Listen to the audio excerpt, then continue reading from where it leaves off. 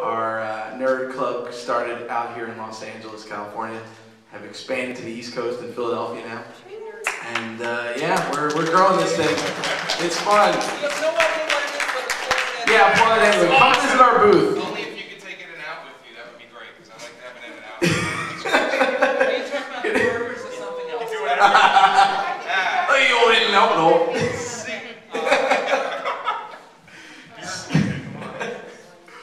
So yeah, so we've been doing that now 2.5 years, and we're still going strong. So we have a booth over at the floor, and come visit us. We have video games, and we're hanging out and selling T-shirts. Number 419. Now, 419. Is it 419? 419. 419. So on to the panel. So welcome to Comic Writing 101. We have an amazing panel with us today. Jimmy Palmiotti. If you don't know Jimmy, I met Jimmy many years ago working on a documentary. Long time ago. I knew him when he looked the same. Yeah. when I was a wee lad, 21 years old. Just got my drinking license. This is Tom Pinchuk, everybody. Another awesome writer, highly fashioned. Marv Wolfman, if you don't know Marv Wolfman, this is Marv Wolfman. who gets the discount on those figures. So if you go with Marv, maybe you too could. Go with Neo. Neo will get the discount. We're getting free. Is that the best you can do? It's not. And then we have Barbara Kesel. And at the end, Neo N. At the acid. And I'm Benjamin Jackendoff. I know, it's my real name, I swear. Ben Jackendoff. What a name. What a name. You'll never forget it. My whole life, I've been Jackendoff. Anyway, moving on. So, it's too, I know. We can do that, that's a whole other panel. How many can you come up with? That's an audience interactive. No. My wife almost didn't take it. It was very hard to convince her to. Tanya. He had to cry. Tanya. Yeah. So. Yeah. At least it's not Dick. So anyway. Well, I said Richard. You know? It's my uncle's name. Anyway, so on to our panel.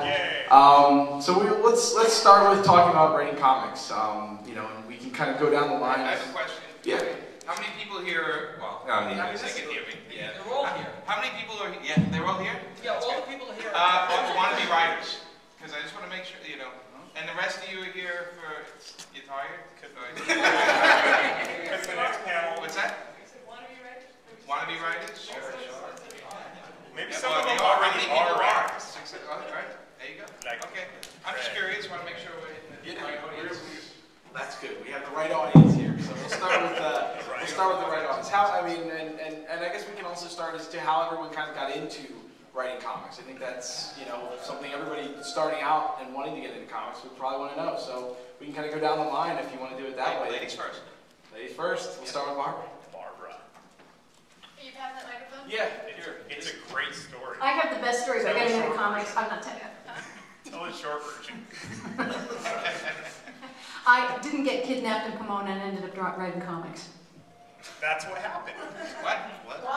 Say that again. Tell the story. Tell the story. I had a guy try to kidnap me in Pomona, California. I got away by getting into a store that turned out to be a comic book store, so I bought my first new comics there. I'd seen them at places when we moved, traveled cross country. I'd never lived near a store that sold comics, and then I ended up spending a lot of time at Pfeiffer's Books and Antiques in Pomona. And not as a body in a canyon. But, okay, That's so much better. something tells me there was an interim step. There was a step in between. We're talking about writing that plot. Talk about the letter that you wrote. I looked at all these comics, and I came home and I wrote there was one with a letter in the back that said, "Dear DC, how come your male characters are so well realized and your female characters are stereotyped? Maybe you need some women writers and artists." The editor's response, was, "No, I don't think that's it, but what do you think?" So I wrote him a 10-page diatribe about how perhaps the writers and artists ought to perhaps look at or speak to a real woman, and here were some hints and techniques as to how they could make things better. So then he called me up and said, "How far is Diamond Bar from San Diego? Can you come meet me?" And then And then he hired me to write backup stories, and then I got stuck in an office and Marv had to listen to him talk all the time. I seem to also remember several years where I'd meet you at Comic-Con and say, what have you written this year? You don't remember those, do you? No. Rule 1, if you want to be a writer, write. Hey, all right. We're done. That's perfect. You don't remember that stuff. Let's go over to Neil. What I do? I'm supposed to talk about how I got into comics. I started out interning at a company called Platinum Studios. Maybe some of you have heard of it. And I got hired as a development exec like a month later, only because I knew about every comic that they owned and controlled the IP too. So they're like, wow, you guys, you know a lot. So I got to actually call my mom and go, hey, you know how you said I'd never make anything out of reading comic books? Well, I just got hired to an awesome job. And then through there I met Lee Nordling, who they are good friends with, and he taught me everything I know about writing comics. I'm sorry. And then I on-taught myself and came up with my own way. So reading a lot of Marv stuff obviously helps. So, and that's about it. And I think Ben helped me get some jobs somewhere. So. That's what I do with Comic Book Sunday. I try to get people jobs. You're failing miserably. I know. Let's see. I started publishing fan magazines. That was like the internet without electricity. Magazines? That didn't get me a job. It got him a job. Okay, but it's a cool story. It's a cool story, but for another place. I started doing fanzines, and Barbara's mentioned for kicking me under the table, saying, yes, when I was 12 years old, I published a horror fanzine and published Stephen King's first story in it. But he was only Steve King there, and the story wasn't all that good. But it was good enough for me, and it was free. Somehow, I think he went on to a lot more success, financially at least. I did a lot of fanzines, sent them out to the different comic book editors, which back then was fairly simple because there were like 7 totally between DC and Marvel. And finally somebody said, would you like to give a try of writing something? In the meantime, I did on my own a spec issue of Black Hawk, because the book was one of my favorites, but it became one of the most stupid books in the history of mankind. And I decided I was going to correct it and make it better. And for some reason, the editor not only didn't open it up, the envelope, he just stuffed it in his desk until he was let go. And Dick Giordano, the same person who hired Barbara, inherited the desk, found the script, and bought it. And that was my first sale. Wow, great story. Mine was as simple as I went to a publisher, went to Archaea a couple of years ago. I made a proposal to them. I've been going to conventions for a couple of years before that and trying to make proposals. And you know, you sort of learn by doing. It's a little bit of trial by fire. There's a couple awkward incidents that I think about now that make me embarrassed. I get like the pains in the stomach. But you know, eventually one stuck. They got back to me and said they liked what they saw, and it's a book, Hybrid Bastards. And I had a small press book around that same time, and then that's pretty much what I've been doing. I'm making proposals. I have another book coming out from Arcana Studios, and that's coming out next month. So it's just as simple as I went up to Archaea's editors. I met Mark Smiley, who's the founder of the company, and made a proposal. That's simple as that. Right. I was actually, I had 2 older brothers, and comics were always in my house, and I fell in love with them at a young age. I went to the High School of Art and Design for art and illustration, and after that I decided that I worked doing backgrounds for a lot of artists, and then they screwed me out of money, and I said I'm never going to work in comics again, and I had a good 10 years of advertising afterwards. And when I turned 30, I decided let me give it a shot, and started inking a lot of stuff. And no, I always wanted to write, but nobody would hire me. And then Joe Quesada and I did a book that sold well, and we took all the money we made on that book, and we started Event Comics, where we could actually write our own books. So we employed ourselves, and been writing on and off for years after that. And then I decided to stop with the art, and stick with the writing. So that's what I've been doing since. All right. Yeah, we went to the same high school. That's right. Different years, but same high school. Really? Yes, I went to design. That's awesome. Yeah. Small world. Small world.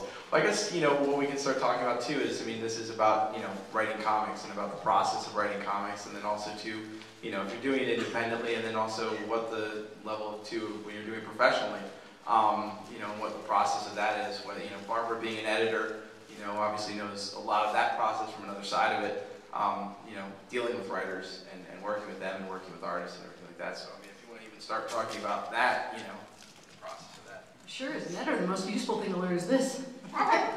Gotta keep the talent in line. She hits. The bigger questions about writing, I would say, are what's your motivation for wanting to be a comic book writer? Do you want to write comic books, or do you want to be paid for writing comic books? I want the groupies.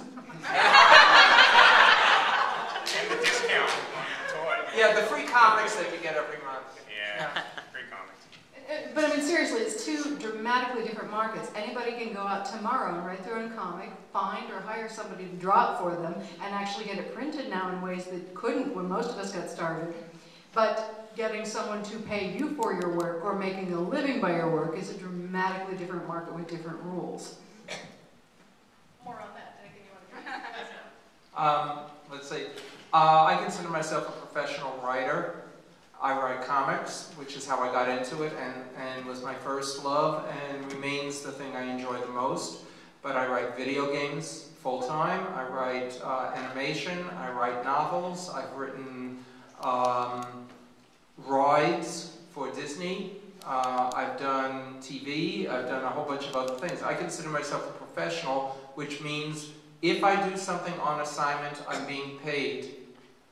If I do it for myself, I'm not. But also you deliver a consistently professional level of work. Well, that's why you get the second job.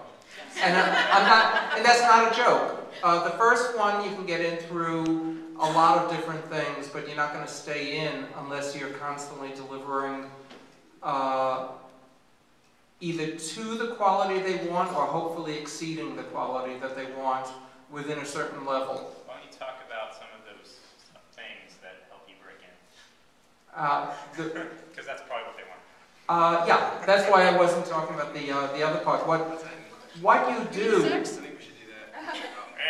Do we want to open this up? I mean, after, Well, let me just start with saying that today you have more freedom to break in and more ability to break in than ever in the history of comics, in the 75-year history of comics, since this is the 75th anniversary of DC, and they pretty much started it. And less possibility of making a living. Yes and no.